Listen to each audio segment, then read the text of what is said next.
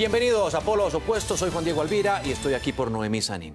Cuando hablamos del presupuesto de un país, pensamos en cifras inmensas y en un tema que despierta siempre polémicas por los recortes a un lado y los aumentos a otro. Mejor dicho, algo así como ganadores y perdedores. Pero los presupuestos también revelan las políticas de un gobierno hacia dónde apunta y muchas veces cómo se cumplen algunas de estas promesas o compromisos.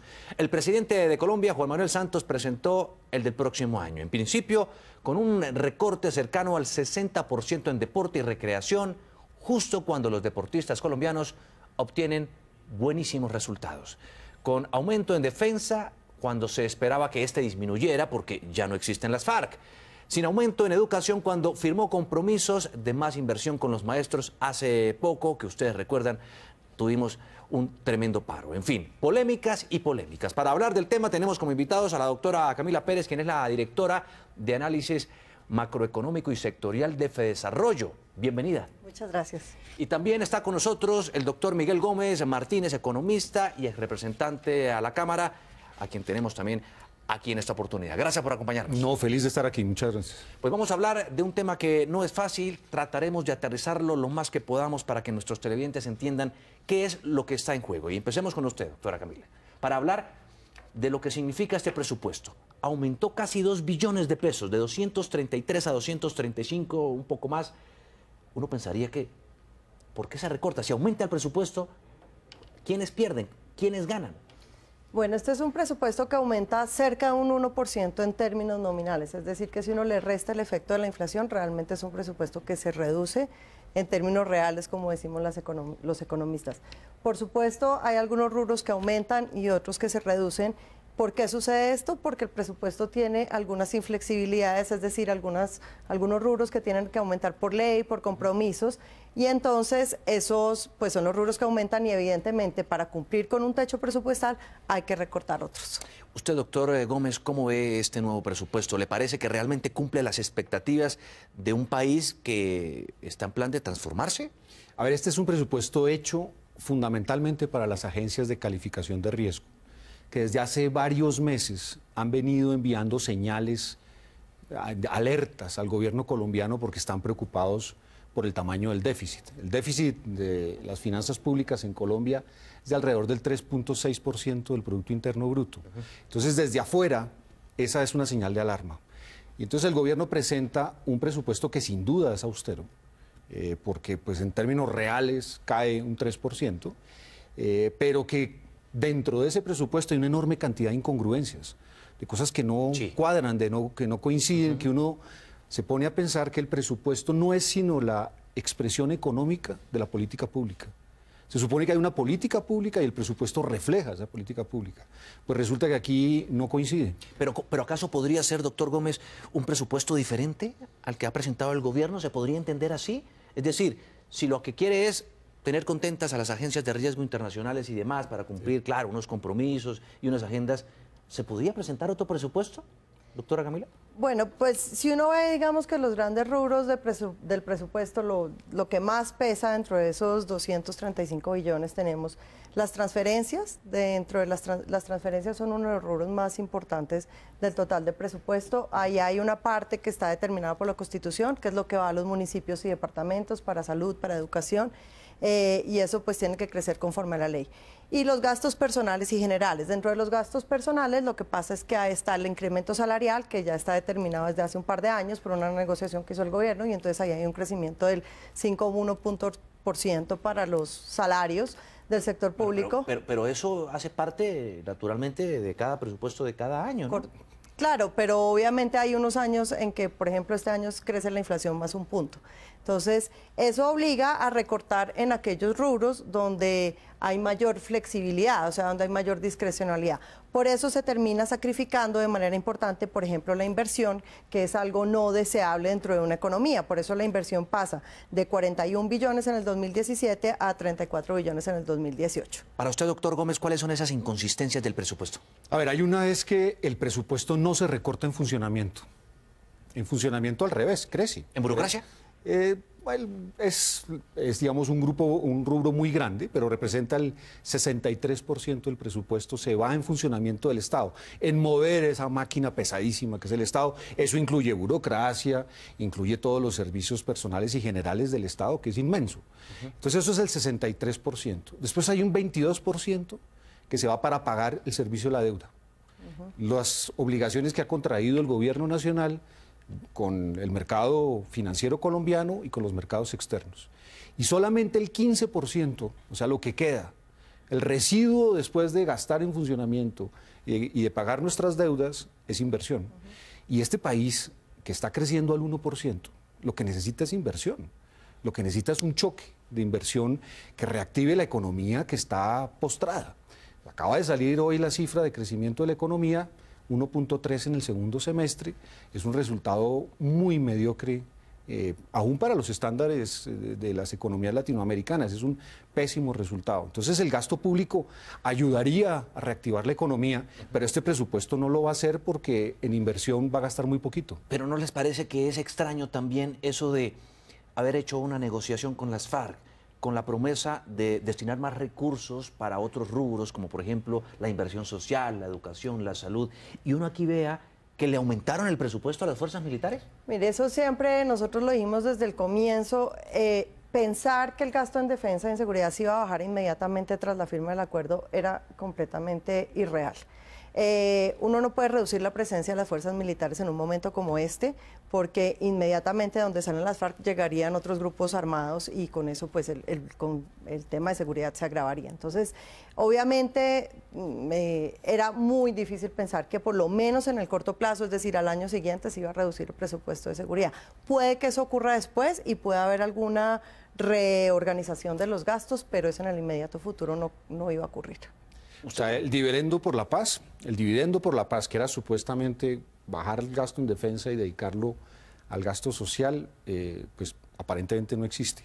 Por lo menos no existe este año, yo no creo que exista el año próximo. La verdad, si a mí me pregunta usted, yo creo que no va a existir nunca, porque el país tiene que seguir invirtiendo en seguridad. O sea, la paz no nos va a resolver los problemas de criminalidad en las ciudades, ni va a resolver el problema del narcotráfico. Para eso vamos a tener que seguir gastando en defensa. Pero es que nos vendieron ese discurso. Ah, no, eso estoy de acuerdo. El discurso nos lo vendieron completico. Nos lo vendieron así. Completico. Es decir, nos dijeron, miren, a no ser que yo esté aquí inventando, pero nos lo dijeron, vamos a hacer la paz porque la guerra es muy cara.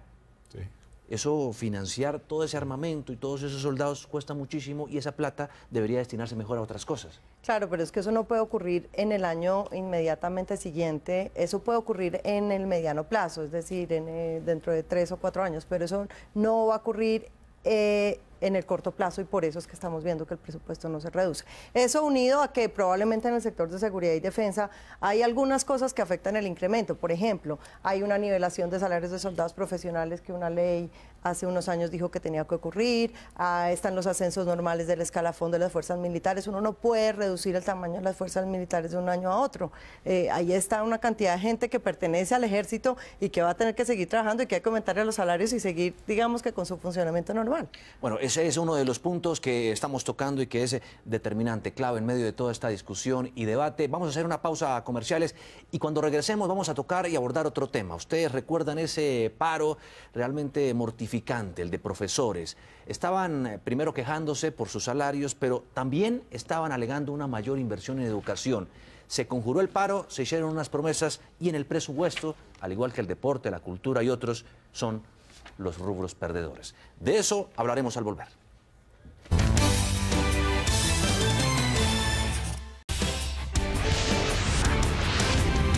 Seguimos en polos opuestos hablando del tijeretazo que le ha pegado el gobierno nacional del presidente Juan Manuel Santos al presupuesto para este 2018, haciendo unos recortes grandísimos en los rubros sociales, de inversión, de inclusión, de educación, de salud, y afectando, por supuesto, inclusive a los deportistas de nuestro país.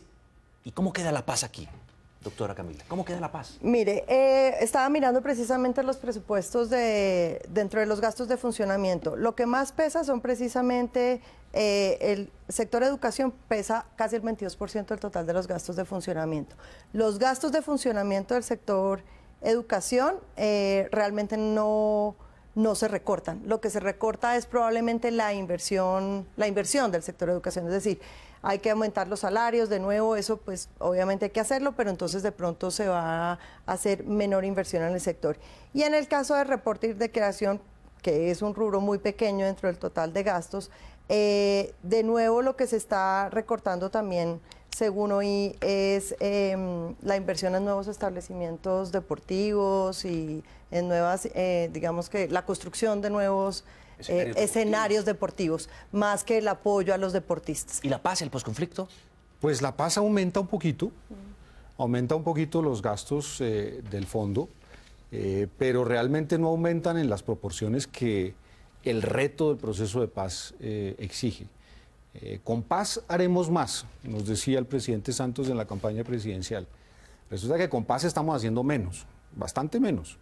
Y me parece que esa es una señal contradictoria con todo el discurso que ha, digamos, estado paralelo a las largas negociaciones en La Habana. Entonces aquí hay una discusión sobre cuánto vamos a dedicarle a la paz. Y el gobierno, pues, habla mucho de los retos de la paz, de que el futuro de Colombia es la paz, pero cuando le dicen, bueno, ¿y con cuánto lo dice? Como en el casino, ¿usted con cuánto lo dice? ¿Cuánta plata va a poner encima de la mesa? Pues resulta que no pone mucha.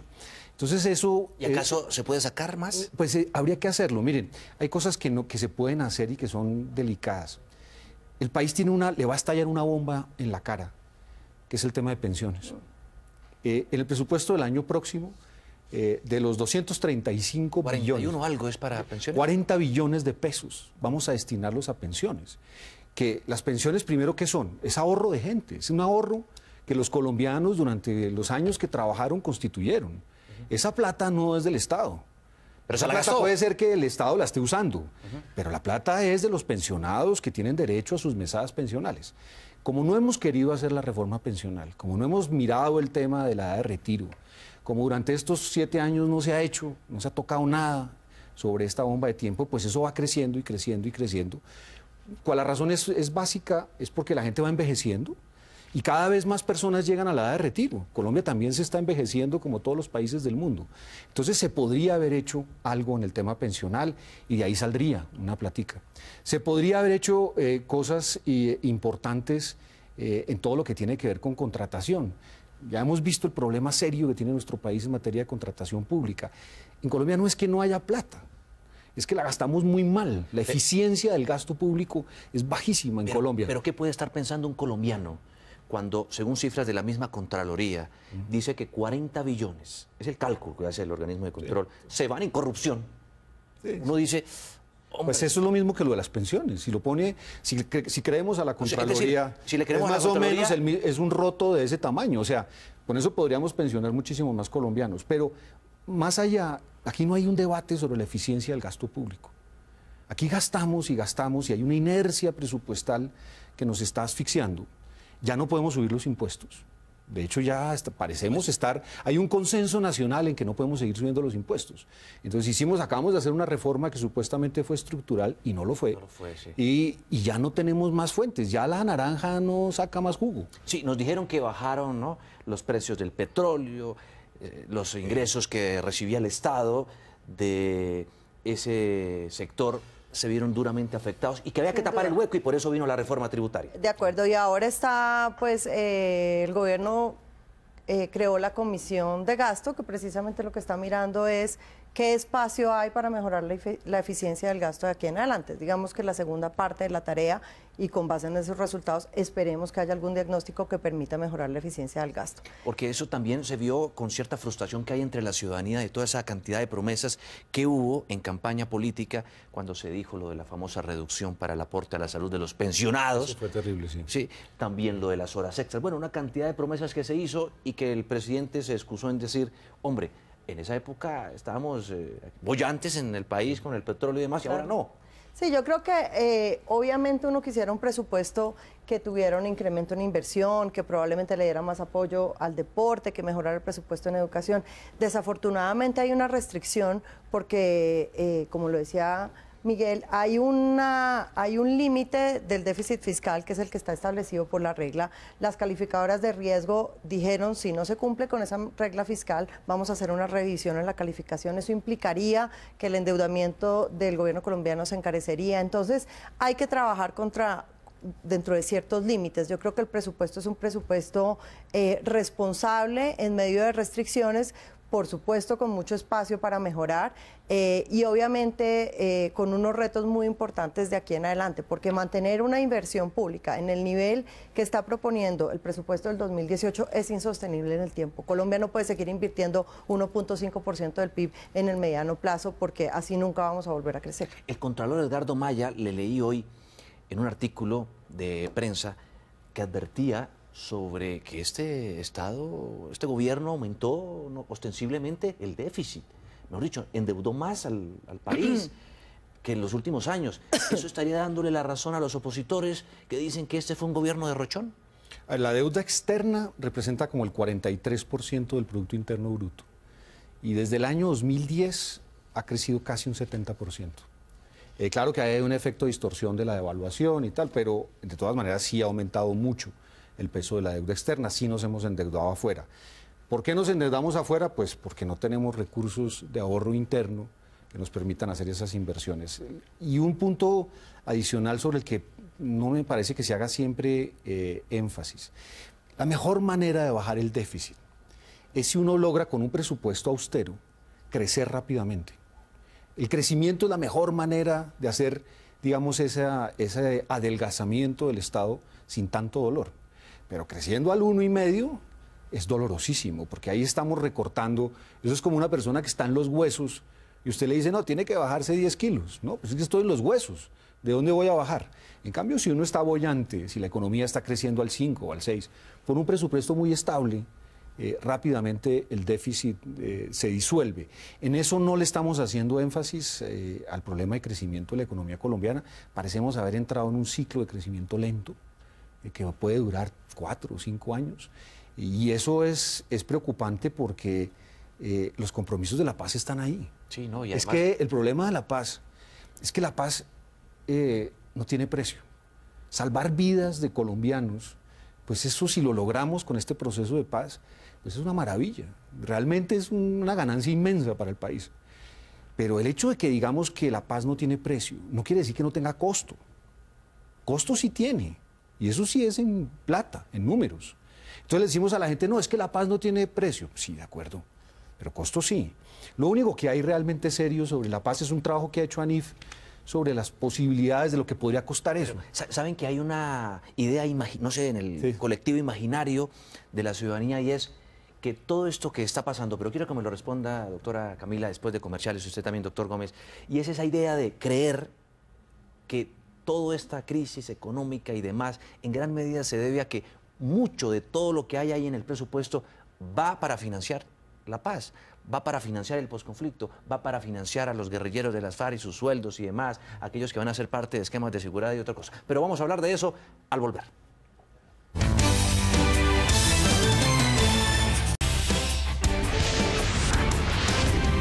Seguimos a esta hora debatiendo el tema del presupuesto del Gobierno Nacional del Estado para este año 2018, que se ha dado en medio de innumerables críticas por los recortes que se han anunciado en diferentes campos, especialmente el social. Pero retomando el tema que planteábamos antes de ir a comerciales, ¿es verdad o es falsa esa idea? Yo creo que es una verdad a medias.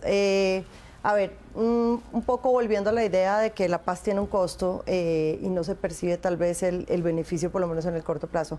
Nosotros hemos sido un poco de la idea que ni los beneficios son tan grandes ni los costos son tan grandes como se ha tratado de exponer en algunos análisis al respecto. Muchos de los costos del posconflicto son costos en los cuales el país tiene que incurrir o el gobierno tendría que incurrir, incluso si no hubiera una firma de acuerdo de paz. Por ejemplo, la ley de víctimas existe hace muchos años en Colombia. Pero ya salió el presidente que no había plata para eso. Bueno, todo el programa, ¿qué es lo grande y lo nuevo del acuerdo de paz?